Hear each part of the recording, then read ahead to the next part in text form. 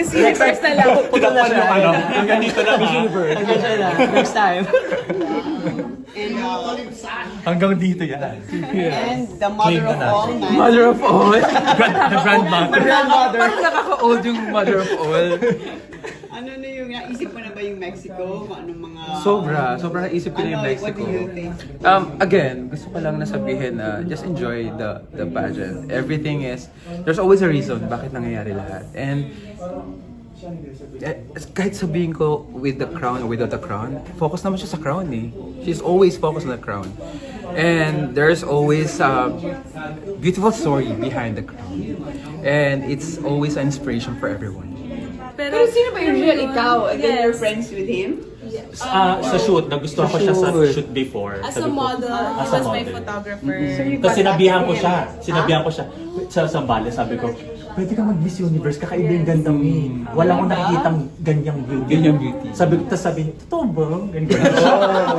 Hindi basta pag sumali ka ako mag-shoot sa'yo. So, promise ako sa kanya. Parang nag-message ako lagi na, laban ka na ba? Okay ka na ba? Tapos hindi pa. Okay, laban ka na ba? Oh, hindi pa. Okay. Tapos nung lumaban na siya, ayun na nga. When I asked nga, parang who's paying 7 every time nag-shoot ka? I was surprised to know na, no, he didn't ask for anything. It's also pro bono. Pro bono Like you. shoots. Yeah. Out of love yung support talaga. Tsaka knowing na parang wala masyadong nagla-like or share ng post namin. Parang hindi namin siya ginagawa para lang For the cloud. for the cloud, for the ano. Ginagawa namin siya para sa kanya. Para sa Kasi parang, alam mo yung tunay na pagmamahal at support yung ginagawa namin para sa kanya.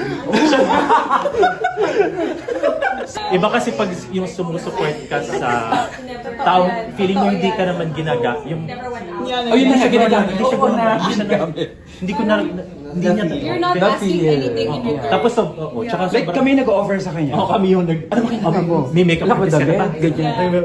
Well, I had a team who was supporting me in Bulacan. From Like, Bulacan. we have a group of makeup Different artists. Yeah, groups. different groups sila in Bulacan na sila iba-iba yung nagme-makeup sa akin. But during the proper competition na, we had to find it last minute, which was, yun nga, from the team himself, si Seven. Kasi yung mga nakapaligid sa kanila, ang babait din. I had a phone for a quick time lang, and then, well, you don't have time na din kasi to hold it eh. Kasi mabilis lang yung pacing. It feels like it's fast, but on the outside stage daw matagal siya. But I wasn't able to hold my phone. But I remember before, I was calling each and everyone. I saw their messages, the support. They were just telling me, just do what you do best.